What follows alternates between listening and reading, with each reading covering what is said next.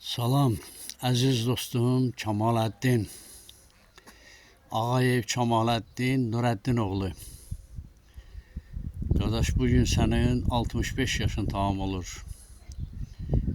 5 il bundan qabaq həyatdan getmisən. O gündən bəri elə bilirəm ki, həyatda bir boşluq var. Sənsizlik hiss olunur. Sən miskərlik sənətini boracaha gətirən məşhur Nurəddin kişinin oğlusan. Lahız qəsəbəsinin yadigarı, doğma Lahızın yadigarı.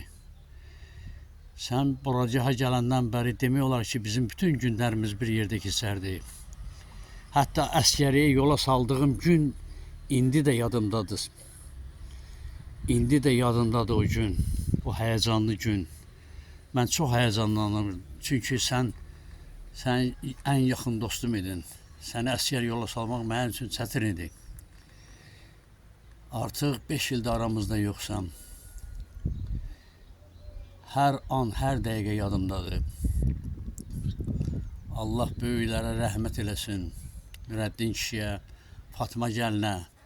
Mən heç vaxt halva yeməzdim. Amma hər ərbəyində gözləyərdim ki, nə vaxt Fatma gəlinin bişirdiyi halva gələcək. Biz bir evdə böyümüşük, bir ocaqda böyümüşük, bir məclisdə yaşamışıq. Həmişə günlərimiz bir keçib. Yenə deyirəm, sənsizlik elə bir böyük bir boşluq yaradıb. Bu boşluqlar getdikcə də artır, qardaş. Allah sənə rəhmət eləsin. Qəlbin nurla olsun, ruhun şad olsun. Sən həmişə bizim yadımızdasan, həmişə bizim qəlbimizdəsən.